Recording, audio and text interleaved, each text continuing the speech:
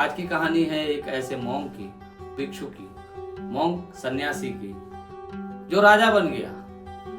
जी हाँ, तो ये जो युवक आया था बनारस से, इसने देखा कि वो मोनेस्ट्री में है, एक मठ में है, और ये बौद्ध भिक्षुओं का मठ था, तिब्बत का। मेरी एक विचारधारा थी कि हिप्नोटिज्म को लेकर के और पास्ट लाइफ रिग्रेशन को लेकर के कैसे होती है, और शायद ऐसे ही मेरे साथ होगी। और जब हम उसमें घुसते हैं तो धीरे धीरे आपका अनुभव आपको बताता है कि वो कुछ और ही है। जो जो मेरे अंदर सवाल थे, जिस चीज़ों को लेकर के समस्याएं भरी हुई थी, उन सब का हल मिला। ऐसा लगता है जैसे बहुत भारी बोझ था जो उतर गया।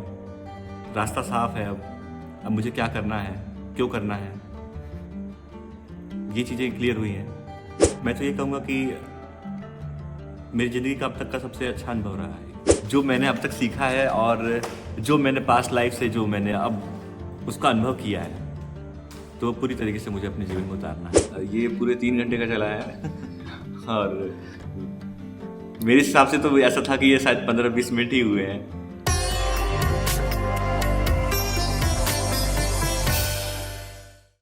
नमस्कार मित्रों, एक बार फिर से आप सभी का स्वागत है हमारे इस YouTube चैनल पर। और आज जो कहानी हम लेके आए हैं वो थोड़ी इंटरेस्टिंग है, तो इस कहानी को सुने उसके पहले आप सबसे एक रिक्वेस्ट है, वीडियो को लाइक कर दीजिए, शेयर कर लीजिएगा, और अगर नए हैं तो सब्सक्राइब ज़रूर कर लीजिए। तो कहानी शुरू करते हैं। आज की कहानी है एक ऐसे मॉन्क की, भिक्षु की, मॉन्क सन्यासी की, जो राजा बन गया। जी हाँ, मॉन्क जो राजा बन गया। ये युवक बनारस से आया था हमारे पास। बनारस जानते ही हैं आप। और ये खोजी व्यक्ति है, आध्यात्मिक व्यक्ति है। जीवन में बड़ा इसको अध्यात्म ध्यान, इसमें रुचि है। गहरा अध्ययन ये कर रहा है, इंजीनियर ही है, और लगातार जीवन के लक्ष्यों को लेकर इसके मन में सवाल है। ये अध्यात्म को गहराई से जानना भी चाहते हैं, और ये भी जानना चाहते हैं कि क्यों इनको बचपन से ध्यान और ध्यान साधना में रुचि है। बचपन से इनकी रुचि है उस तरफ। पढ़ाई तो इन्होंने ठीक है, साइंस की पढ़ाई कर ली, लेकिन पूरा मन जो है वो आध्यात्मिक दिशा में जाता है, जो थोड़ा सा अलग रास्ता दिखता है इनको। और इनको भी लगता था कि इस तरफ मेरा रुझान क्यों है, लेकिन ये फिर आखिरकार पढ़ाई ख़त्म करने के बाद अब उस दिशा में बढ़ रहे हैं आगे। नौकरी भी करते हैं, जॉब भी इनका अपना है, लेकिन ये अध्यात्म की दिशा में लगातार आगे बढ़ रहे हैं। और बनारस जैसे इलाके में रहने वाला व्यक्ति जाहिर है कि बहुत सारी चीज़ें जानता है, समझता है, साधनाएं भी करता है, ये भी करते हैं। तो ये आए थे यहाँ पे, इनको 2 चीज़ें जाननी थी। एक तो ये कि आध्यात्मिकता में इनका रुझान इतना ज़्यादा क्यों हो गया, क्योंकि इनकी पढ़ाई लिखाई, शिक्षा दीक्षा तो ऐसी नहीं है कि वो ज़्यादा आध्यात्मिक हो जाए। दूसरा ये था कि इनके अपने कुछ रिश्ते उलझे हुए लगते हैं इनको लगता है कि रिश्ता कुछ, क्यों रिश्ते में ऐसी बातें हैं जो इनको तनाव देती हैं या इनको परेशान करती हैं। खैर, तो हम इसको पास्ट लाइफ में लेके गए। अच्छा, एक और चीज़, इसे यकीन नहीं था कि कोई पास्ट लाइफ जैसी चीज़ देख सकता है कोई व्यक्ति, और इसे थोड़ा सा लगता था पता नहीं। अब चूंकि साइंस बैकग्राउंड का व्यक्ति है ना, आध्यात्मिक भी है, ये भी पता है कि पास्ट लाइफ देखना चाहिए, लेकिन फिर भी थोड़ा सा शक मन में, संदेह। खैर, तो ये आया, इसको जब पास्ट लाइफ में लेके गए तो ये देखता है कि ये एक छोटा बच्चा है और एक मोनेस्ट्री में, मठ में, तिब्बत में ये अपने आप को देखता है, बौद्ध भिक्षुओं के मठ में। अच्छा, एक मजे की बात बताऊं, हमारे पास ना जो पास्ट लाइफ रिग्रेशन कराने वाले लोग आते हैं, उसमें बहुत सारे लोग हमने देखे तिब्बत के मठों में रहे हैं पिछले जीवन में। आने वाले दिनों में और भी कहानियां बताऊंगा जिसमें तिब्बत में बहुत अच्छे अच्छे साधक, तिब्बत के बड़े अच्छे अच्छे साधक, जो वर्तमान में भी बड़े अच्छे साधक हैं और बहुत अच्छी आध्यात्मिक प्रगति कर रहे हैं, अध्यात्म की ऊंचाइयों पे बैठे हैं, कहीं कहीं तो ध्यान सिखा रहे हैं लोगों को, मास्टर्स हैं। वो भी आए थे यहाँ पे हमारे पास, और उन्होंने देखा कि वो तिब्बत में मॉन्क है या तिब्बत में सन्यासी हैं, और वो आजकल इंडिया में बहुत सारी चीज़ें कर रहे हैं। तो खैर, एक एक करके वो कहानियाँ हम बताएंगे आपको। तो ये जो युवक आया था बनारस से, इसने देखा कि वो मोनेस्ट्री में है, एक मठ में है, और ये बौद्ध भिक्षुओं का मठ था, तिब्बत का। बच्चा है, बचपन से ही ये मठ में है। फिर इसकी जांच की गई कि ये बचपन अभी छोटा बच्चा मठ में क्यों है, क्या ये गुरुकुल है, क्या यहाँ पढ़ने आया है। तो पता लगा कि नहीं, ये पूरी तरह से मठ में ही रहता है, मठ का ही रहवासी है। यही इसको बचपन से ही इसकी ट्रेनिंग शुरू हो गई है, मॉन्क वाली ट्रेनिंग, सन्यासी वाली ट्रेनिंग। तो फिर और पीछे ले जाके देखा गया तो ये पता चला कि इसको जो है, जब ये पालने की उम्र में भी, पालने में ही था, जब एकदम छोटा था, ये कुछ महीनों का ही था, तभी से इसे मॉनेस्ट्री को दे दिया गया था। और उसको तब से यहाँ के भिक्षुओं ने पाला पोसा, बड़ा किया। और अब उसकी ट्रेनिंग पूरी एक सन्यासी की जैसी ट्रेनिंग होती है, उस तरह की ट्रेनिंग इसकी शुरू हो गई थी। और करीब 7-8 साल की उम्र होते होते तक इसको जो है सांस पे ध्यान करना, अपने थर्ड आई पे, माने तीसरा नेत्र पे ध्यान करना, ये उसको सिखाया जाने लगा था। उसको नाभि के आसपास के क्षेत्रों का ज्ञान कराया गया था, जहाँ पर कुछ स्पिरिचुअल एक्टिविटीज़ है। और कुंडलिनी शक्ति के बारे में इसको जानकारियाँ देनी शुरू कर दी गई थी। इसे विपස්සना ध्यान के बारे में बताया जाने लगे था। और थोड़ा और बड़ा होने पर इसे बैलेंसिंग के बारे में सिखाया जाने लगा। सांसों पे ध्यान देना, सांसों को बैलेंस करना, हर परिस्थिति में सांस कंट्रोल रहे, ये एक ध्यान प्रयोग तो था ही। इसने देखा कि इन लोगों को, इस सारे बच्चों को थोड़ी ऊंची जगह पे चढ़ा दिया जाता, बहुत सकरी जगह, बहुत छोटी सी जगह लेकिन ऊंचाई पे। अब एकदम छोटी सी जगह पे ऊंचाई पे खड़ा कर दिया और कहा बैलेंस बनाओ, और घंटों घंटों खड़ा रख देते थे। माने ऐसा भी नहीं कि जल्दी से, अब अगर वहां बैलेंस बिगड़ेगा तो गिरेगा तो हाथ पैर टूट जाएंगे, ऐसी जगह पे ऊंचाई पे खड़ा करते थे मास्टर। अच्छा, ये जो मास्टर, इसके पास बहुत सारे मास्टर्स थे ना उसमें, उस आश्रम में। इसने देखा कि एक बड़े बुजुर्ग वाले मास्टर, जो सबसे बुजुर्ग है मास्टर, उनकी उम्र 300 साल थी उस समय। इसने देखा 300 साल उम्र उस गुरु की। और वो जो चीफ, उस मठ के चीफ थे, प्रधान, वो माने कह लीजिए प्रधान उस मठ के थे, प्रधान लामा कह लीजिए या प्रधान भिक्षु कह लीजिए, वो उस मठ के थे। 300 साल उनकी उम्र थी। लेकिन इसका कहना था कि मैं जब से देखता हूँ ये एक जैसा ही दिखता है, इसका चेहरा मोहरा बदलता हुआ नजर नहीं आता। वो बचपन से देखते हुए आ रहा है, जब से पैदा हुआ तब से वो देख ही रहा था उसको, और बड़ा भी हो गया, लेकिन वो गुरुजी वैसी की वैसी दिखते हैं।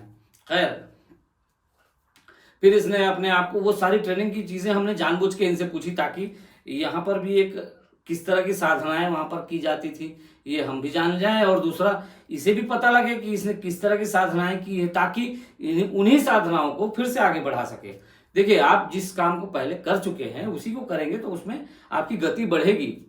भले आपको अभी पता ना हो कि आपने वो काम किया हुआ था, लेकिन जब आप देख लेते हैं पीछे जाके पास्ट लाइफ में, तो आपको आइडिया हो जाता है कि हाँ, तो ये तो मैं करता रहा हूँ। तो फिर उसी को जब आप यहाँ पर प्रयास फिर से शुरू करते हैं, तो आपका सबकॉन्शियस माइंड, आपके अवचेतन मन में वो सारी जानकारी बैठी हुई है, वो फिर से चालू हो जाती है, वो फिर से आपके चेतन मन को भेज दी जाती है वो जानकारी। तो आप उसमें बहुत तेजी से आगे बढ़ सकते हैं। तो ये अगर ये भाई साहब जो आए थे, ये अगर इस तरह की साधनाओं को फिर से करना चाहें, अपना बैलेंस करना, सांसों को बैलेंस करना, थर्ड आई पे ध्यान देना, नाभि पे ध्यान देना, चक्रों को जागृत करना, कुंडली शक्ति पे ध्यान करना, ये सब अगर वो करते हैं, हालांकि उनको बताया कि आप ये सब करो तो फायदा होगा, तो वो अगर आप करते होंगे तो उनको निश्चित रूप से फायदा दिखेगा। खैर, तो ये देखते हैं कि ये युवा हो गए हैं, बाद में महत्वपूर्ण घटनाओं की ओर लेके जाते हैं। हमेशा पूरा हर चीज नहीं देखते, कुछ महत्वपूर्ण घटनाएं जो आगे घटित हुई वो देखो। तो इसने देखा कि एक समारोह चल रहा है, कार्यक्रम चल रहा है। और जैसे अपने यहाँ पर जैसे डिग्री देते हैं ना, तो हमारे यहाँ पर एक डिग्री देने का एक कार्यक्रम चलता है, बाकायदा यूनिवर्सिटीज में चलता है। यूनिवर्सिटी में जैसे समारोह करके बच्चों को डिग्रियां दी जाती हैं, उस तरह से एक कार्यक्रम चल रहा है। दूसरे दूसरे मठों से, अन्य मठों से भी भिक्षु और उनके मास्टर्स आए हुए हैं वहाँ पे। बहुत सारे मास्टर्स, बहुत सारे भिक्षु सब जमा हुए हैं एक जगह पे, सारे सन्यासी। और वो कई तरह के टेस्ट होते हैं वहाँ पे, जैसा कि सन्यासियों का टेस्ट होना चाहिए उस तरह का टेस्ट होता है।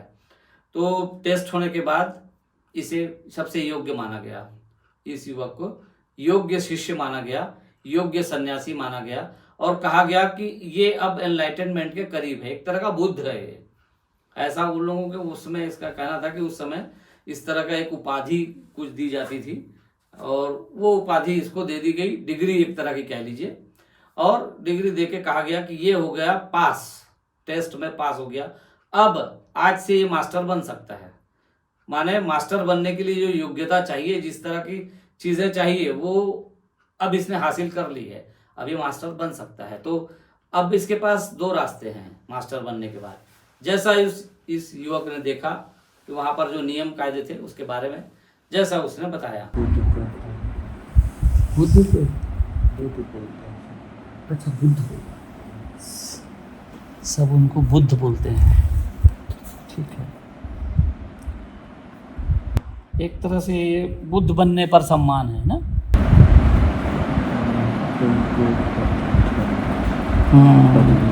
जी, पदवी है। हाँ। तो जैसा इस युवक ने बताया कि मास्टर बनने के बाद इसके पास दो रास्ते हैं। एक, या तो ये मठ छोड़ दे, इस आश्रम से बाहर चला जाए और दुनिया में घूमे और फिर लोगों को ज्ञान बांटे, लोगों को ध्यान सिखाए और भी लोगों को सन्यासी बनाए, या जैसा भी वो जिस तरह से अपने ज्ञान का प्रयोग करना चाहे संसार के लिए, सर्वहिताय, सभी जनों के हित के लिए करे। एक दूसरा, या तो यही मॉनेस्ट्री में रुक जाए और यहीं पर जो आएंगे बच्चे उनको पढ़ाए, उनको आगे बढ़ाए। तो इसको गुरु ने कहा कि तुम जाओ और लोगों के बीच काम करो। खैर, तो अब वो इस तरफ तिब्बत से नीचे उतर आए और फिर एक गांव में रहे। गांव में लोगों को ध्यान साधनाएं सिखाई, ध्यान के बारे में बताया, ज्ञान दिया, शास्त्रों के बारे में बताया, और जैसी कि शास्त्र चर्चा चलती है, जैसा कि सत्संग होता है, वो सब इन्होंने काफ़ी दिनों तक किया। ज्ञान फैला रहे हैं, क्या कर रहे हैं? हाँ। इंडिया के अंदर। हाँ। ठीक है। तो ये इंडियन गांव वाले जो है आप लोगों को बदले में खाली रहने के लिए देते हैं, सेवा देते हैं, कि कोई मंदिर वंदिर बना के भी दिए हैं आपको? नहीं, मंदिर नहीं है। अच्छा। लोग क्या दिया है आपको उन लोगों ने? एक शेल्टर दिया? हाँ, अच्छा। और एक छोटी सी जगह है खाली सी, हाँ पेड़ है वहाँ पे, हाँ उसके नीचे हम बैठे रहते हैं। हाँ, वो जगह दे दी आपको? हाँ। ठीक है, बहुत अच्छा। फिर ये आगे बढ़ गए और एक फिर पहाड़ के नीचे ये देखते हैं कि बड़े बड़े पहाड़ हैं चारों तरफ, और वहाँ पर एक किला बना हुआ है और एक शहर जैसा एक बड़े नगर में पहुँचते हैं और वहाँ पर जाके फिर अपना फिर से जमाते हैं। अच्छा, इनके साथ 4-5 भिक्षु भी आए हैं ना, सहयोग करने के लिए और आगे बढ़, और ये भिक्षु इन्हीं की जिम्मेदारी है। आमतौर पे मॉनेस्ट्री में जब कोई मास्टर बन जाता है तो 4-5 भिक्षु अगर उसको दिए गए हैं कि अपने साथ लेके जाओ और समाज में काम करो, तो ये भिक्षुओं को भी ट्रेन करने की, इनको भी आगे बढ़ाने की जिम्मेदारी इसको दे दी गई है। तो ये 4-5 भिक्षु जो चले थे वहाँ पे, सभी अभी आज इसके साथ हैं, सभी इनके मित्र मंडली में शामिल हैं, आज भी इनके मित्र मंडली में हैं ये लोग। तो वहाँ पर जब ये एक नगर में, बड़े नगर में जाते हैं जो पहाड़ के पास है, बड़ा ऊंचा पहाड़ है, हिमालय ही होगा वो, और वहाँ पर वो किला देखते हैं और वहाँ उस राजा को सूचना मिलती है कि कुछ सन्यासी आए हैं। तो उसको लगा कि तांत्रिक होगा, तांत्रिक प्रयोग जानता होगा, और उस राजा को खतरा है पड़ोसी राजा से। उस राजा को पड़ोसी राजा हमला करने वाला है, मारने वाला है, ऐसा इसको राजा को लग गया है। राजा डरा हुआ है, उसको लग रहा है कि शायद युद्ध में वो उससे नहीं जीत पाएगा, तो क्यों ना इन तांत्रिकों का सहयोग लिया जाए और उस राजा को खत्म कर दिया जाए। देखिए, ये राजा ऐसा सोच रहा है। इसका कारण क्या बताते हैं? क्या कारण बताते हैं? उसके अंदर बहुत ज़्यादा मोह बढ़ गया है। मोह? हाँ। अच्छा। डरता है वो हाँ हाँ, किस चीज़ से? अपने राजपाट को खोने से। इसको बुलाया जाता है, इस युवक को जो मास्टर बन गया है, मोंक, इसको बुलाया जाता है वहाँ पर, और राजमहल में राजा आग्रह करते हैं कि आप मेरे लिए कोई अनुष्ठान कर दो, कोई तांत्रिक प्रयोग कर दो, और वो जो पड़ोसी राजा उसको मार दो।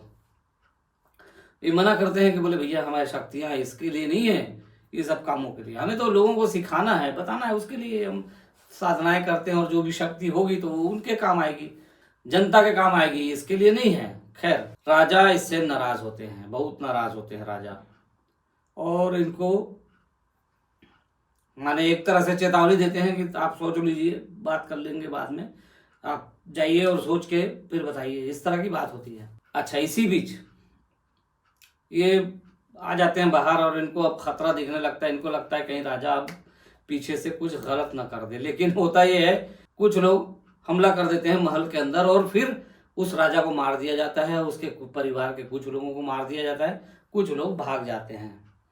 तो वो इस तरह से परिवार राजा का मर गया है, कुछ भग गए हैं महल छोड़ के। एक मंत्री था जो राजा को पसंद नहीं करता था। वो मंत्री आता है इस मॉन्क के पास, इस सन्यासी के पास, और कहता है कि अभी चूंकि राजा मर गए हैं, उनके परिवार के लोग भी मर गए हैं और जो बचे वो भाग गए हैं, फिलहाल राजा का कोई पद यहाँ पे, राजा के पद पे कोई नहीं है, और आप चूंकि सन्यासी हैं और चूंकि सतमार्ग में चलने वाले हैं, राजा तो दुष्ट था, वो गलत काम करता था शुरू से, तो अच्छा होगा कि आप उस पद को संभालें। और हमने जो जिन लोगों ने हमला किया था उनको हमने काबू में कर लिया है, उनको हमने खदेड़ दिया है, तो अब शांति है, राज्य में कोई खतरा फिलहाल नहीं है, तो आप राजा की गद्दी संभालें, ऐसा आग्रह करता है। तो ये तैयार हो जाते हैं, पता नहीं कैसे। इनका कहना था कि थोड़ा सा सोचा, लेकिन लगा कि चलो ठीक है, जनता की सेवा है ये भी, तो ये तैयार हो गए भाई साहब। अब मॉन्क राजा बन गया, एक सन्यासी राजा बन गया, और राजा बन के वहां पर काफी दिनों तक राजपाट करने लगे, और धीरे धीरे राजसी आदतें अंदर जाने लगी, और मॉन्क वाली जो भूमिका थी वो छूटने लगी। सिखाना था वो छूटने लगा और उसकी जगह कुछ और सीखने लगे, स्वयं सीखने लगे राजकाज, और इस तरह से वो भटक गए अपने मार्ग से। सन्यासी राजा बन गया, और ऐसा हुआ कि वो जो पिछला राजा था, जिसके परिवार वाले सारे मारे गए थे, कुछ लोग मारे गए थे और वो राजा भी मारा गया था, उसके एक दो करीबी परिवार वाले बच गए थे। तो वो जब लौटे तो अब चूंकि राजा की गद्दी तो भर गई थी, राजा तो पहुंच गए थे, तो उसके परिवार वाले अंदर से तो चाहते थे कि किसी दिन इसको हटाएं मॉन्क को और भगाएं इसको, और हम गद्दी पे काबिज हों। तो उनमें से एक व्यक्ति जो आज भी इनके जीवन में है, आज भी इनके बहुत करीब है, पर रिश्ता खराब है, रिश्ते में है मतलब, और रिश्ता इनके बीच बहुत खराब है, तनावपूर्ण संबंध है। वो व्यक्ति वहां पर इससे दोस्ती करता है, मॉन्क से, जो राजा बन गया उससे दोस्ती करता है, और उसको भी अच्छा लगता है कि ये राजा के परिवार का सदस्य है, चलो अपने साथ रख लो, ये बेचारा सहयोग कर रहा है तो रहे, अपने साथ ही रहे, कोई दिक्कत नहीं। और एक दिन जब ये मंत्री के साथ चर्चा कर रहा होता है, बात कर रहा होता है, पीठ उसकी उस तरफ रहती, दरवाजे की तरफ, वो पीछे से आता है वही व्यक्ति और इसके गर्दन पे तलवार मार देता है, ये मॉन्क को खत्म कर देता है। मॉन्क की हत्या हो गई जो राजा बन गया था। और इस तरह से वो व्यक्ति इस बार फिर इसके जीवन में है और तनाव दे रहा है इसको उस व्यक्ति से तनाव महसूस हो रहा है लगातार। इसीलिए तो जानने आया था कि क्या चक्कर है कि रिश्ते में इतना तनाव क्यों महसूस होता है। भाई रिश्ते है तो प्रेम होना चाहिए, तनाव क्यों है? पर तनाव है क्योंकि उस व्यक्ति ने पिछले जीवन में इसकी हत्या की थी, मॉन्क की। खैर, तो अब ये मॉन्क मर गया। मरने के बाद इसको जो है, जब इससे सारे जो अंतिम समय वाले विचारों के बारे में पूछा गया तो इसने बताया कि इसको ये भटक गया था और ईश्वरीय संदेश इसके लिए यही था कि इसको जो काम करने भेजा गया था संसार में, वो काम था लोगों को शिक्षा देना, लोगों को जागृत करना, लोगों को अनुशासित करना, लोगों में प्यार बांटना, लोगों को प्यार सिखाना और अध्यात्म की ओर लेके जाना। जो काम इसको मिला था वो काम छोड़ के ये कुछ और करने लग गया था। इसको शायद वहाँ मज़ा आने लगा, थोड़ा सा ईगो का, कुछ अहंकार को बल मिलता है ना। हम जब किसी ऊंची जगह पे बैठते हैं, ऊंचे पद पे बैठते हैं, थोड़ा अहंकार मजबूत होता है, लगता है कि हाँ कुछ है। तो ये कुछ है में फंस गया था ये सन्यासी, जो देखिए सिद्ध होने के बाद, टेस्ट पास करने के बाद एक सिद्ध व्यक्ति था, तब ये बाहर निकला था मठ से, तब इसको मास्टर बना के भेजा गया था। लेकिन अब सिद्ध व्यक्ति भी अहंकारी तो हो सकता है, लालच में, मुसीबत में डगमगा सकता है।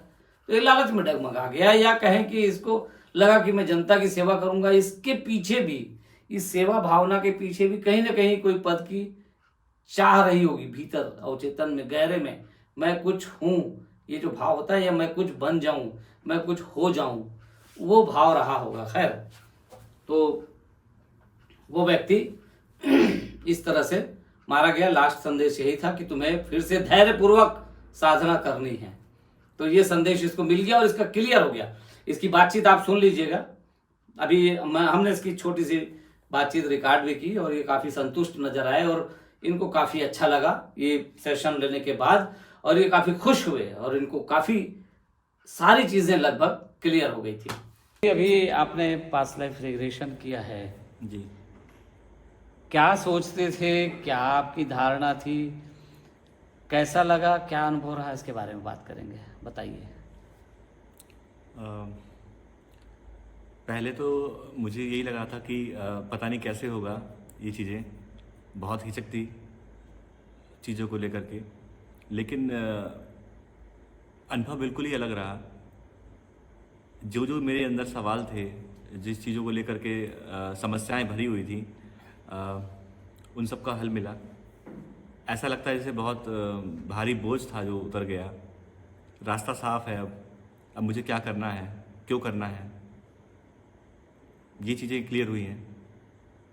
और मैं तो ये कहूँगा कि मेरी ज़िंदगी का अब तक का सबसे अच्छा अनुभव रहा है जी। ये जो आपने देखा, उसमें आपकी क्या चीज़ें थी जो आपको अच्छी लगी, जो अंदर आपने पास्ट लाइफ में क्या देखा खास, बताएं, अपना एक्सपीरियंस बताएं, वहाँ क्या देखा आपने। सबसे अच्छा तो मुझे एक अपने आप को पहचानना, जो अब तक मैं सोच रहा था कि मैं क्या हूँ और ऐसा क्यों हूँ। कुछ ऐसी चीज़ें जो मैंने कभी सीखी नहीं, जो कभी कहीं पढ़ी नहीं, और उन चीज़ों का अनुभव होना, वो कई बार मुझे विचलित करता था, मुझे परेशान करता था कि इस तरह से क्यों हैं ये चीज़ें। तो वो जो अनुभव मुझे हुआ कि हाँ, मैंने वो सीखा है, मैंने बहुत समय उसमें बिताया है, तो वो अनुभव मैं साथ लेके आया हूँ, जो कि मुझे इस समय नहीं था। और अब मैं ये फील कर पा रहा हूँ, ये अनुभव कर पा रहा हूँ कि वो अनुभव अब मेरे साथ है। वो सारी घटनाएं जो शायद किस तरीके से मैंने जी थी, वो सारी अब मुझे अब अनुभव हो रही हैं कि हाँ, वो मैंने शायद अभी अनुभव किया है उसे। तो अच्छा, ये किस तरह की चीज़ें थी जो आपके साथ हैं, ऐसा लगता था और आपको समझ नहीं आता था कि ये चीज़ें क्यों हैं, और फिर वहाँ क्या था जिसकी वजह से क्लियर हो गया है, थोड़ा ये बताएंगे। जैसे कि मैं ध्यान शुरू से ही अपने आप ही करता था। मुझे अच्छा लगता था ध्यान में बैठ जाना, एकांत में बैठना और किसी भी चीज़ को फोकस करना। पर मैं क्यों करता हूँ ये मुझे पता नहीं था। मुझे लगता था शायद मैं परेशान हो रहा हूँ और मुझे शायद इससे राहत मिलती है, तो इसलिए मैं करता हूँ। और बहुत सारी चीज़ें ऐसी जैसे कि जो आध्यात्मिकता से रिलेटेड है, उनमें रुचि रखना, उन चीज़ों को पढ़ना। हालांकि वो मेरे सब्जेक्ट से बिल्कुल बाहर थी, वो चीज़ें कहीं से भी रिलेट नहीं करती थी कि मुझे इस फील्ड में आना है, और फिर भी मैं उसमें रुचि दिखाता था।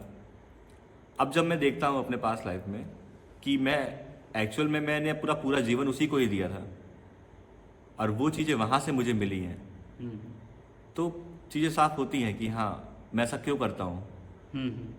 और पास्ट लाइफ में आपने कितना साधना किया, किस तरह की चीज़ें देखी, थोड़ा बताएंगे।